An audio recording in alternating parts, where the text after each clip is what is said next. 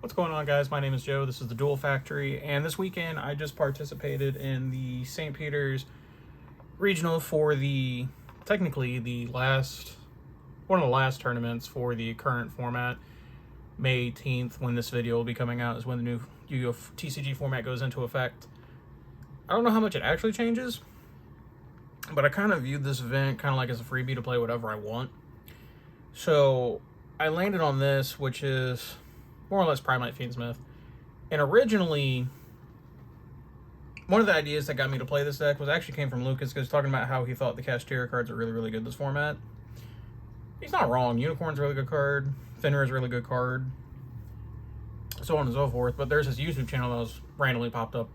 And I'll link the original deck profile in the bottom of the video. But he was playing Primite Fiendsmith, and he was also playing the cash cards, talking about how they applied a lot of pressure, which they really did, and it just seemed like the right time to play it. So this is essentially Primite Fiendsmith with a Cashier engine in it, and I played, it was actually really small regional too. It was 105 players. I only played 4 rounds. I won my first 2. The third one I played was against Brandon, and we just went into time, so I took a double loss there. And then the 4th round I played against Doom Z, which I didn't think the matchup was terrible.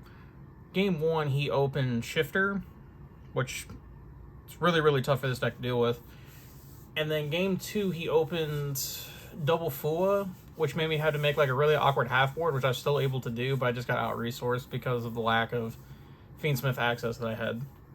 But overall, like I said, the matchups didn't feel terrible. The round 3 was winnable if I would just scooped sooner Game 1. But that's on me, so there's nothing I can say about that. And I could have continued playing, but it would have been really hard. It was only 16, or they were only taking top 16, so it would have been really hard for me to actually top taking a loss round 3 and 4, so I decided to drop and picked up some high-end cards, which, if you want to see, I actually posted on my Instagram. Check out the Duel Factory. You can see all those cool stuff, but I'll go ahead and get into the profile. So, to start off the actual deck list itself, you play 3 copies of Primite Ether Barrel. Now, there we go. So, Ether Barrel is actually an interesting card in this deck. You want to see it, but it's more of like an extension if like your initial Fiendsmith book gets stopped, is the best way to describe it, which is kind of weird. But I didn't want to play second vanilla in this deck, but if I did play second vanilla, it would actually be a 1-card starter. But you have other cards in here to the facilitate, but this plays more of like an extension role in this deck. Now, we play 3 copies of Primite Lordly Load, which is a 1-card starter because it can just flat out search Primite Roar. But being able to recur an extra body every single turn is actually very pivotal to your strategy. Then, for the vanilla of choice, you played 1 Dippity. It's a normal summonable light fiend, so technically it is a 1-card starter. So right now you're looking at 4 1-card starters. I did play 1 copy of Primite Roar. I'm gonna be honest with you, I think this card's not that great, but because you're playing Primite Fiendsmith, you have to play it because it is technically a 1-card starter. This card would be much better if I played a second vanilla. I just didn't want to play a second vanilla in the deck. And if I were to play a vanilla, it wouldn't be Summon Skull as cool as that would be. It would be an older one called Beast of Tall War. It's 2450 attack and 2150 defense. But it is also a level 6 fiend. So the 2150 defense doesn't seem like much, but it does come up compared to Summon Skull 2500. And then we played 1 copy of Primite Drill Beam as a engine requirement. Card's still really good.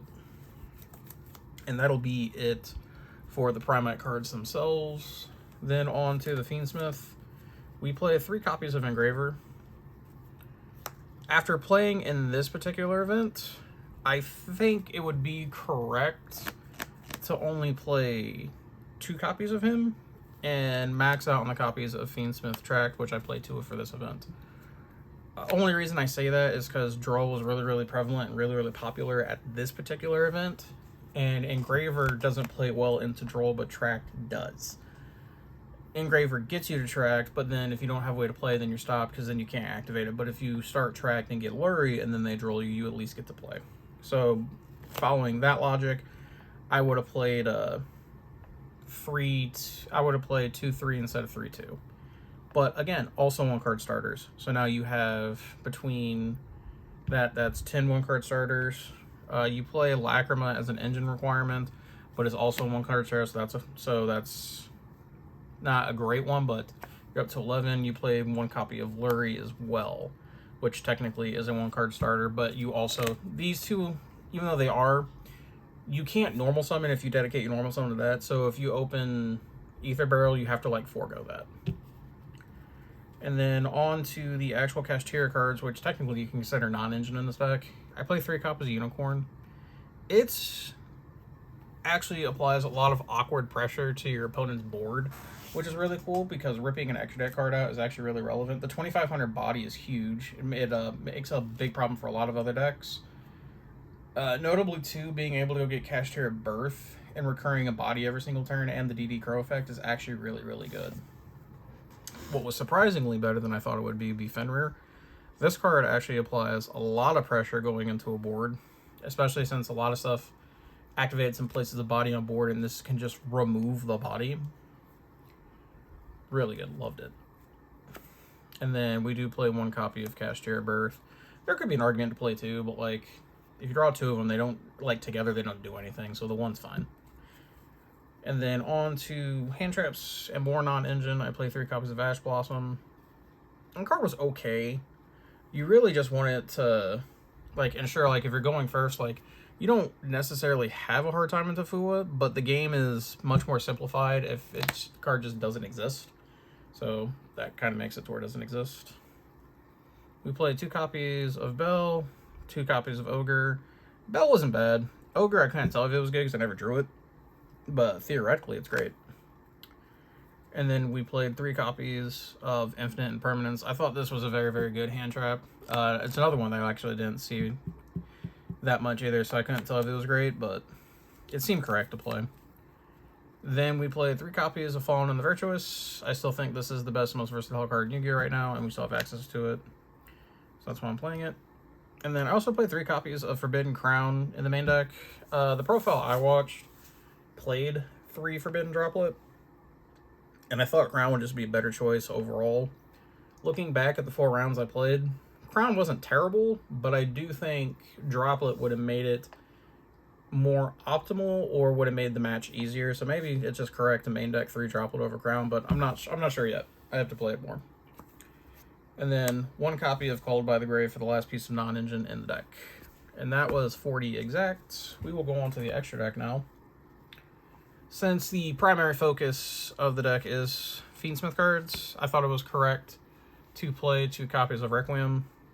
It makes getting cards banished off, I think it's Crackle, a lot less, not as bad, even though I didn't play against Goldtins, so I couldn't tell you. But just having 2 in a primarily Fiendsmith focused deck, especially since 2 of your engines just take you straight to those cards, I think makes sense, because you don't have to prioritize returning it. You can just leave it there and have the second one available to you. We also played Sequence. 2 of this might be correct, but I'm not sure. And then 1 Agnum Day. That's it for the Fiendsmith links. And then for the fusions, we play 1 Lacrima and 1 Desiree. This card being back is, like, amazing, because it corrects a lot of numbers. It makes it a lot easier to push for lethal.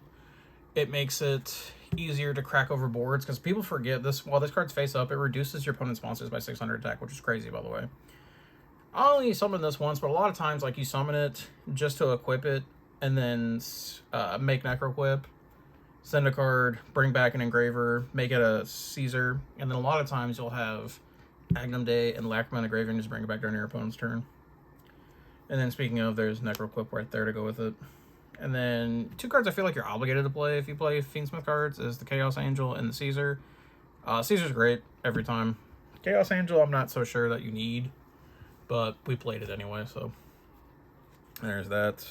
2 cards you need for Fallen and Virtuous, Albion and Ecclesia. You're removing 3 cards every single time whenever you activate a single Fallen and Virtuous over a 1-turn swing. The first one will take care of 1, search some of the copies, play a second copy, send this, use this effect, return this. That's 3 cards every time. Like, that is an insane card. Tech option, I did play Evolsar Lars as an additional 6 that you can make. You probably could cut this and play something else, to be perfectly honest. Baguska for when they do stop my engine, but you still have Ether Barrel in hand. You can go Ether Barrel load, get Drill Beam, load, declare Dippity, summon Dippity, overlay for rank 4. Congratulations, you now have a Baguska, and a lot of times that's just good enough. And then the other two links I played were SP Little Knights and IP Masquerena. You make them you actually make them a lot more than you think you would, but extra deck. And then since this was a regional event, I'll show you my side deck. As you notice, I didn't main deck Wallows. That's because it's in my side. Decks like this, I feel like it's just better to play in the side deck because I wanted my game ones to be optimized. To make a long story short, and I feel like this card not being the main does that. I don't know if that was correct or not. I never felt like going second, the games were impossible. And anytime I looked at my hand, if it would have been anything else, I don't think it would have been better. So maybe that's a correct call. Play three copies of Retaliating Sea. I think it has great matchup coverage. Arguably, it's not that great against branded because they're not really focusing on a branded fusion play. And I think it's better when they're going second. And it's like one of their best going second cards. So there's that. Cool tune, that's really cool, but you have to like pick and choose. Like you almost have to wait for them to activate the quick play spell before you do that to get like high impact out of this.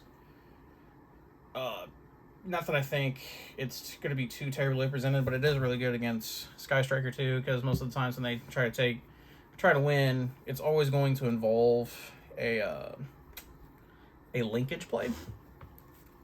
But again, I didn't play any, so never really came up. Then we played 2 copies of Nib. Card was okay when I saw it. I feel like the better players when you play this card are gonna have a way to play around and stuff like that. But for regional level events and stuff like that, like a well-timed Nib can actually just end a turn. So I figured I'd play that. And then we played the 1 copy of Duster, and then I went to the extreme of playing 3 copies of Lightning Storm. Didn't really want mass body removal, but I did want mass like back row removal. And it did exactly what it needed.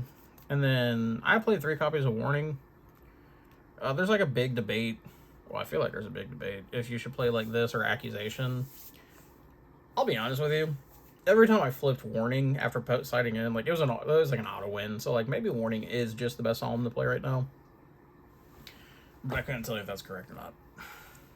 But that was my deck profile for Primite Fiendsmith that I played at the regional at St. Peter's. Next week is YCS Columbus, and I will be attending that. I'm still trying to figure out what I'm going to play for it, but I am super excited to that, and I will definitely post a profile of whatever we play, because I think me and my group are all going to play the same deck for the first time, and that's going to be really cool. And very excited for that, and I can't wait to show you guys that. But I'll catch you guys in the next video. Peace.